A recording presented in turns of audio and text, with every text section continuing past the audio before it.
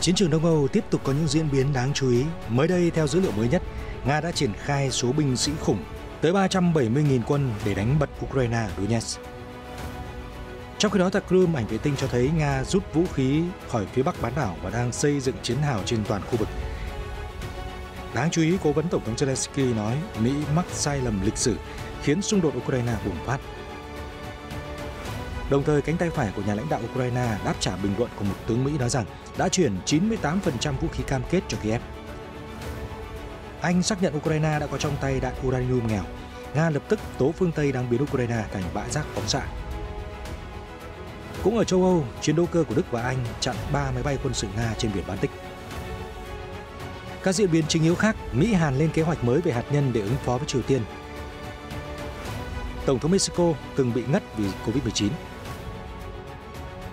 Bảo tàng Anh ra mắt tượng sáp mới của Vương hậu Camilla, chào đón lễ đăng quang sắp tới của vua Charles. Tất cả sẽ có trong chương trình ngày hôm nay.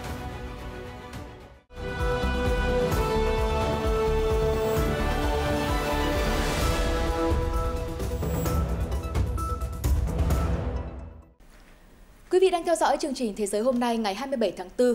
Như thường lệ, chương trình mở đầu với những cập nhật về tình hình xung đột Nga-Ukraine. Thưa quý vị, theo Trung tâm Truyền thông Quân sự trực thuộc Bộ Quốc phòng Ukraine, Nga hiện đang triển khai khoảng 369.000 binh sĩ và khoảng 5.900 thiết bị vũ khí hạng nặng trong cuộc chiến chống lại Ukraine. Theo dữ liệu mới nhất, Nga đã triển khai tới 48 lữ đoàn và 122 trung đoàn trong các cuộc giao tranh với Ukraine. Hiện lực lượng Nga đang có khoảng 315 đội hình đơn vị. Tổng cộng, Nga đang sử dụng khoảng 369.000 lính chiến đấu và khoảng 5.900 đơn vị vũ khí hạng nặng để chống lại quân đội Ukraine. Trung tâm Truyền thông Quân sự cho biết kế hoạch dài hạn của Điện Kremlin vẫn không thay đổi, đó là buộc giới lãnh đạo Ukraine phải đàm phán đầu hàng.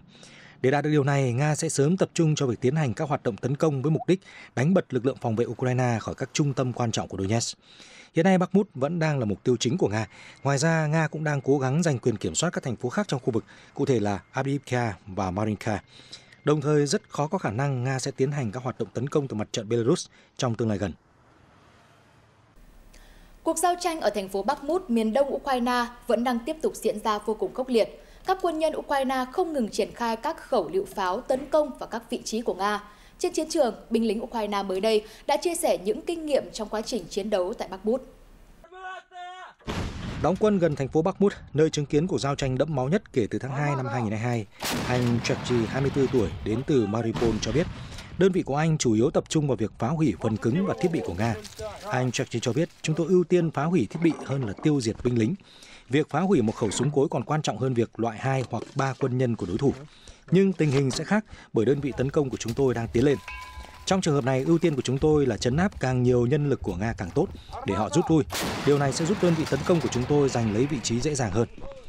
Mới đây, Nga cho biết lực lượng của họ đã tiến vào Bakhmut. Trong khi đó, một chỉ huy hàng đầu của Ukraine cho biết quân đội của ông vẫn đang trấn giữ tiền tuyến xuyên qua thành phố.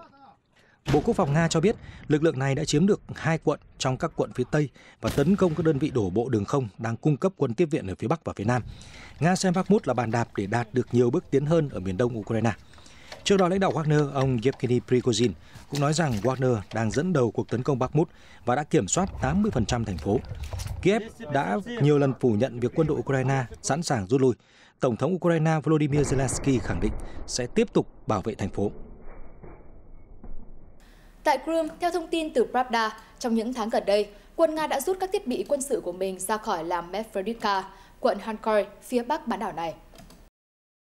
Phân tích hình ảnh vệ tinh được chụp ngày 25 tháng 4, các nhà báo đã đưa ra kết luận rằng những chiếc xe bọc thép và pháo từng ở khu vực này vào tháng 10 năm 2022 và tháng 1 năm 2023 đã không còn xuất hiện. Ngoài ra, một trong những bức ảnh cho thấy rất nhiều chiến hào được đào trong khu vực đặt thiết bị. Những hình ảnh này khớp với các thông tin của nhà phân tích Brady Afric thuộc Cục Nghiên cứu Chính sách Đối ngoại và Quốc phòng của Viện Doanh nghiệp Mỹ, khi ông cũng đã báo cáo rằng Nga đã dỡ bỏ các thiết bị và công trình phòng thủ gần Medvedivka. Theo ông Afric, quân đội Nga đã xây dựng một số công sự không chỉ gần Medvedivka mà còn trên khắp bán đảo Crimea. Crimea là điểm nóng nhạy cảm trong xung đột giữa Nga và Ukraine. Nga sáp nhập Crimea vào năm 2014, 8 năm trước khi tiến hành chiến dịch quân sự đặc biệt ở Ukraine.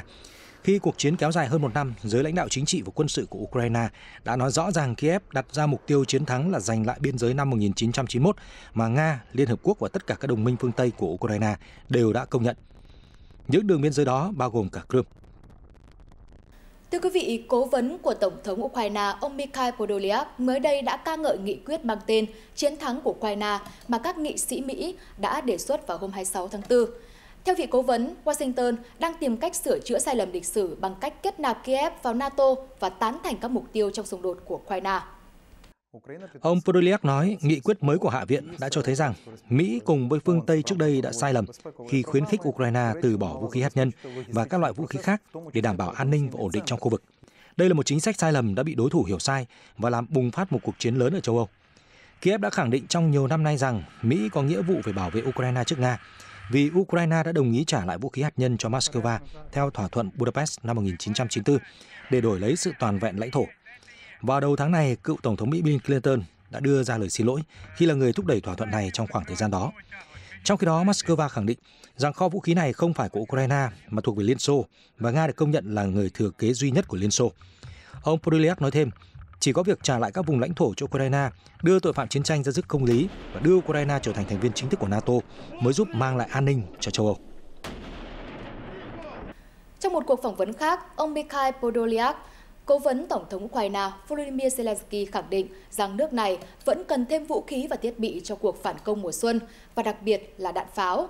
Cánh tay phải của Tổng thống Zelensky nhấn mạnh ông không tán thành với phát biểu gần đây của tư lệnh các lực lượng Mỹ tại NATO, tướng Christopher Cavoli, khi nói rằng 98% phương tiện chiến đấu Mỹ cam kết đã được vận chuyển cho Ukraine. Phát biểu được tướng Cavoli đưa ra trước Ủy ban Quân vụ Thượng viện. Ông nói, tôi tự tin rằng chúng tôi đã đáp ứng nhu cầu của Ukraine và chúng tôi sẽ tiếp tục viện trợ quân sự để đảm bảo các chiến dịch của họ diễn ra suôn sẻ. Tuy nhiên, ông Podolyak, cố vấn Tổng thống Ukraine không tán thành với đánh giá trên. Ông nói rằng chỉ có Bộ Tổng tham mưu Ukraine mới đưa ra được số liệu chính xác. Theo tôi, 98% là một con số quá lớn. Thống kê này là những gì tướng Cavoli cho biết cho đến thời điểm hiện tại. Chúng tôi đang cần nhiều nguồn lực hơn bởi tình trạng thiếu đạn dược vẫn tồn tại, đặc biệt là đạn pháo hạng nặng. Chúng tôi đang cố gắng giải quyết vấn đề này, ông Podolyak nêu rõ. Theo vị cố vấn, tỷ lệ cung cấp vũ khí hiện nay cho phép quân đội Ukraine thực hiện một số hành động nhất định trên tiền tuyến, nhưng Ukraine sẽ không bao giờ đủ vũ khí và thiết bị khi đối mặt với một đối thủ như Nga. Ở một diễn biến đáng chú ý khác, Bộ trưởng Lực lượng Vũ trang Anh James Heappey trong bài phát biểu mới đây trước Quốc hội nước này cho biết họ đã bắt đầu quá trình chuyển đạn chứa uranium nghèo tới Ukraine. Vị quan chức đồng thời nói quân đội Anh sẽ không kiểm soát địa điểm Ukraine sử dụng loại khí tài này. Trả lời câu hỏi của nghị sĩ Kenny McAskin, Bộ trưởng Heappey cũng xác nhận rằng đạn dành cho xe tăng Challenger 2 do Anh sản xuất đã đến Ukraine. Tuy nhiên, ông từ chối bình luận về số lượng chuyển giao cụ thể.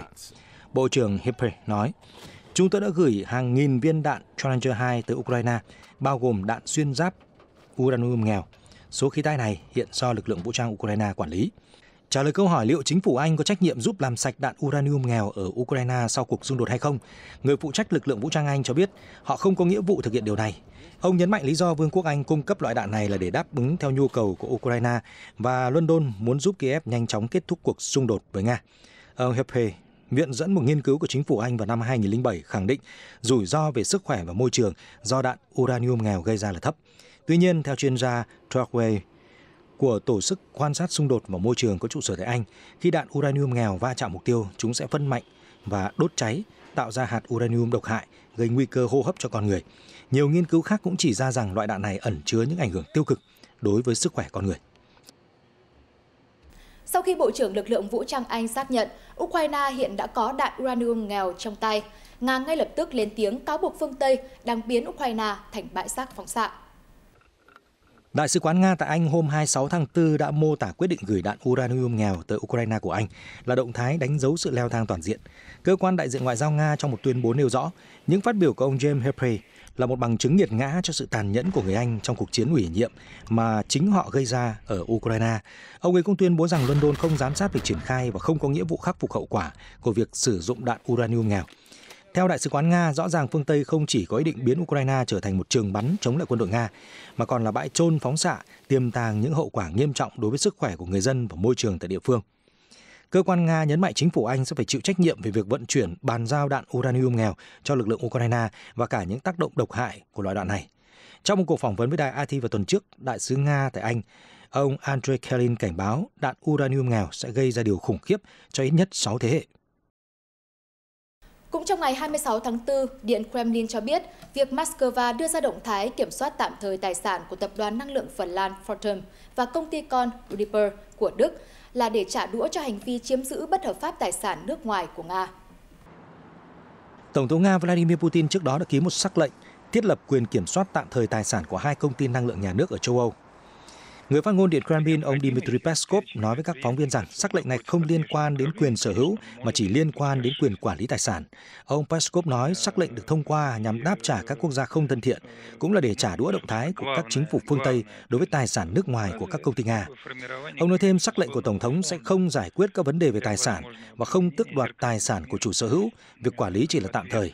Ông nói mục đích chính là để thành lập một quỹ bồi thường, để có thể áp dụng các biện pháp đối phó với việc nước ngoài đang chiếm đoạt tài sản của Nga một cách bất hợp pháp.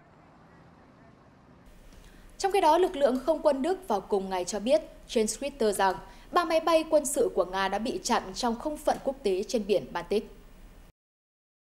Theo không quân Đức, nước này và Vương quốc Anh đã triển khai các máy bay chiến đấu Eurofighter để áp sát 2 máy bay chiến đấu Sukhoi Su-27 và một máy bay Ilyushin Il-20 của Nga. Không quân Đức cũng đã đăng tải một số hình ảnh về chuyến bay giữa máy bay Nga, cho biết hình ảnh được chụp vào ngày 25 tháng 4. Máy bay quân sự Nga thường xuyên bay từ lục địa Nga đến Kaliningrad và ngược lại. Những cuộc chạm trán này diễn ra khá thường xuyên trong khu vực. Đầu tháng này, Đức đã bàn giao trách nhiệm giám sát trên không vùng Baltic của NATO cho Anh. Các đồng minh NATO đã tham gia bảo vệ không phận ở đó vì Litva, Latvia và Estonia không có máy bay chiến đấu của riêng mình. Chuyển sang các tin tức nổi bật khác trên thế giới, Mỹ vào hôm 26 tháng 4 đã cam kết cung cấp cho Hàn Quốc những chi tiết rõ ràng và sâu sắc hơn về kế hoạch hạt nhân của nước này đối với bất kỳ cuộc xung đột nào với Triều Tiên, trong bối cảnh lo ngại của Washington và Seoul về kho tên lửa và vũ khí hạt nhân của Bình Nhưỡng đang ngày càng gia tăng. Kế hoạch bao gồm một cam kết mới của Seoul rằng sẽ không theo đuổi việc phát triển bom hạt nhân của riêng mình. Tại cuộc họp báo chung, ông Yoon cho biết ông và Tổng thống Mỹ Joe Biden đã đồng ý về việc đưa ra các biện pháp tăng cường khả năng phòng thủ của Hàn Quốc nhằm đối phó với mối đe dọa từ Triều Tiên. Ông Yoon nói, hai nước đã đồng ý tiến hành các cuộc tham vấn song phương ngay lập tức nếu Triều Tiên tấn công hạt nhân và hứa sẽ đáp trả nhanh chóng, áp đảo một cách dứt khoát thông qua cách sử dụng toàn bộ lực lượng của liên minh, bao gồm cả vũ khí hạt nhân của Mỹ. Ông Biden đã nhắc lại rằng lời đề nghị của Mỹ dành cho Triều Tiên liên quan đến các cuộc đàm phán về các chương trình hạt nhân và tên lửa của nước này đã bị Triều Tiên phớt lờ. Phái đoàn của Triều Tiên tại Liên Hợp Quốc chưa phản hồi bình luận trên. Các chương trình vũ khí tiến bộ nhanh chóng của Triều Tiên bao gồm tên lửa đạn đạo có thể vươn tới các thành phố của Mỹ đã đặt ra câu hỏi về việc liệu Washington có đang thực sự sử dụng vũ khí hạt nhân của mình để bảo vệ Hàn Quốc một cách chắc chắn hay không. Các cuộc khảo sát ý kiến ở Hàn Quốc cho thấy đa số người dân đều muốn Seoul sở hữu bom hạt nhân của riêng mình. Động thái này đã bị Washington phản đối. Các quan chức Mỹ cho biết, theo tuyên bố Washington mới, Mỹ sẽ cung cấp cho Seoul những vấn đề chi tiết trong kế hoạch dự phòng của Mỹ nhằm ngăn chặn và ứng phó với bất kỳ sự cố hạt nhân nào trong khu vực thông qua nhóm tư vấn hạt nhân Mỹ-Hàn. Các quan chức Mỹ cho biết, Washington cũng sẽ triển khai một tàu ngầm mang tên lửa đạn đạo tới Hàn Quốc. Đây sẽ là lần triển khai đầu tiên kể từ những năm 1980, nhưng ông Biden đã nói rõ rằng Mỹ sẽ không đặt vũ khí hạt nhân trên lãnh thổ Hàn Quốc. Cũng trong ngày 26 tháng 4, Tổng thống Hàn Quốc Yoon Suk Yeol và đệ nhất phu nhân là Kim Yeon Hee đã được những người đồng cấp Joe Biden và Jill Biden tiếp đón tại bữa tiệc tối được tổ chức tại phòng phía đông của Nhà Trắng. Đây là hoạt động cuối cùng trong chuyến thăm của Tổng thống Yoon tới Mỹ. Bữa ăn bắt đầu với bánh cua cùng bắp cải, su hào và dưa chuột, sau đó là súp bí vàng ướp lạnh. Món chính gồm thịt bò, bơ hạt mỡ, cà rốt trắng đường và thông. Cuối cùng là món tráng miệng kem thuyền chuối truyền thống của xứ sở cờ hoa. Đệ nhất phu nhân đã thảo luận với đầu bếp Edward Lee, tác giả của cuốn sách Smoke and Pickle, và Bartholomew Graffiti, cùng các đầu bếp của Nhà Trắng để thiết kế thực đơn này. Cùng ngày, Tổng thống Brazil Luiz Inácio Lula da Silva và vợ là đệ nhất phu nhân Rosângela Lula da Silva đã được quốc vương Tây Ban Nha Felipe đón tiếp nồng nhiệt tại bữa tiệc trưa ở Cung điện Hoàng gia, thủ đô Madrid. Hoạt động thuộc khuôn khổ chuyến thăm Tây Ban Nha của nhà lãnh đạo Brazil kéo dài 2 ngày. Trong bài phát biểu chào mừng, vua Philip nói, trong bối cảnh châu Âu và thế giới rung chuyển vì cuộc xung đột ở Ukraine, chúng tôi càng đánh giá cao lập trường bảo vệ hòa bình mà Brazil luôn theo đuổi. Để có thể tồn tại lâu dài, nền hòa bình cần được duy trì dựa trên cơ sở tôn trọng luật pháp quốc tế, cụ thể là các nguyên tắc về chủ quyền quốc gia và toàn vẹn lãnh thổ. Trước đó, trong cuộc họp báo với Thủ tướng Tây Ban Nha Pedro Sánchez vào sáng cùng ngày, Tổng thống Lula đã một lần nữa kêu gọi thành lập một nhóm hòa bình, làm trung gian hòa giải cho căng thẳng giữa Nga và Ukraine. Nhà lãnh đạo quốc gia Nam Mỹ khẳng định bất kỳ vấn đề nào cũng có thể được giải quyết một khi các quốc gia ngồi vào bàn đàm phán. Tại cung điện Hoàng gia Tây Ban Nha, Tổng thống Lula nói, nếu không có lệnh ngừng bắn, các nỗ lực hòa bình sẽ không thể diễn ra. Cuộc xung đột này là một màn thảm kịch đối với nhân loại, thế giới cần hòa bình và đoàn kết. Nhà lãnh đạo Brazil luôn giữ thái độ trung lập và thể hiện mong muốn trở thành người trung gian hòa giải chấm dứt xung đột Đông Âu kể từ khi Nga phát động chiến dịch quân sự đặc biệt ở Ukraine. Tuy nhiên, ông Lula trong tháng này đã khiến phương Tây tức giận khi ông nói Mỹ và các đồng minh châu Âu đang kéo dài cuộc chiến Ukraine, qua đó kêu gọi các bên ngừng cung cấp vũ khí cho Kiev. Sau làn sóng phản ứng gay gắt, nhà lãnh đạo Brazil đã thay đổi ngôn từ. Ông đã nhiều lần lên án việc Nga vi phạm lãnh thổ Ukraine trong chuyến thăm Bồ Đào Nha và Tây Ban Nha. Tổng thống Mexico Andrés Manuel López Obrador hôm 26 tháng 4 cho biết ông đã bất tỉnh trong thời gian ngắn khi tham gia một cuộc họp ở bang Yucatan diễn ra vào cuối tuần trước do biến chứng của COVID-19. Ông đã di chuyển đến thủ đô Mexico City bằng máy bay để điều trị sau đó. Trong bài phát biểu qua video đăng trên YouTube hôm 26 tháng 4, Tổng thống Obrador nói, tim và não của ông vẫn ổn, nhằm phản bác những tin đồn về sức khỏe của ông đang lan truyền rộng rãi sau khi ông mắc COVID-19 lần thứ 3. Phương tiện truyền thông và một số người dùng trên mạng xã hội vài ngày qua cho rằng Tổng thống Obrador có thể đã lên cơn đau tim hoặc đột quỵ. Theo ông Obrador, ông đã bị ngất xỉu vì tụt huyết áp trong lúc gặp gỡ với các quan chức quân đội và dân sự ở thành phố Mérida để thảo luận về tiến độ của dự án tàu Maya. Hồi đầu tuần, Tổng thống Mexico xác nhận dương tính với virus SARS-CoV-2. Dù tình trạng bệnh không nghiêm trọng nhưng nhà lãnh đạo vẫn dành vài ngày để nghỉ ngơi.